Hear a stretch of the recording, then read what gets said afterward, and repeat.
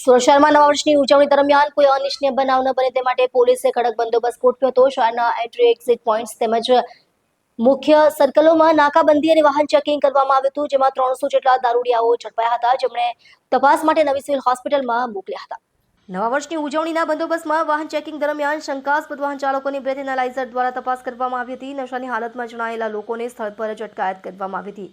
આ કાર્યવાહી દરમિયાન 300થી વધુ દારૂડિયાઓ પોલીસના સંકંજામાં આવ્યા હતા. પકડાયેલા તમામ દારૂડિયાઓને સિવિલ હોસ્પિટલ ખાતે લઈ જઈ લોહીના નમૂના લેવામાં આવ્યા હતા અને કાયદેસરની મેડિકલ પ્રક્રિયા પૂર્ણ કરવામાં આવી હતી.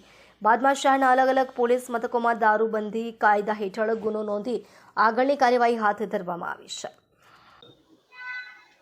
સામાન્ય રીતે પોલીસ સ્ટેશન તરફથી એમના વિસ્તારમાં જ્યાં પણ પીધેલા જોવામાં આવે છે તો એ લોકોને દારૂ પીધેલા આરોપીઓને અહીંયા લાવવામાં આવતા હોય છે અને મેડિકલ ઓફિસર દ્વારા એમની તપાસ કરીને એનું સર્ટિફિકેટ આપવામાં આવતું હોય છે અને એના બ્લડ સેમ્પલ લેવામાં આવતા હોય છે આલ્કોહોલ ટેસ્ટિંગ માટે.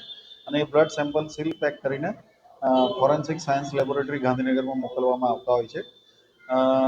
સામાન્ય રીતે 31 ડિસેમ્બર દિવસે ખૂબ વધારે પ્રમાણમાં આવી રીતે જોવા મળતા પ્રોહિબિશનના કેસો જોવા મળતા હોય છે અને પોલીસ તરફથી બી એની સઘન ચકાસણી કરવામાં આવતી હોય છે.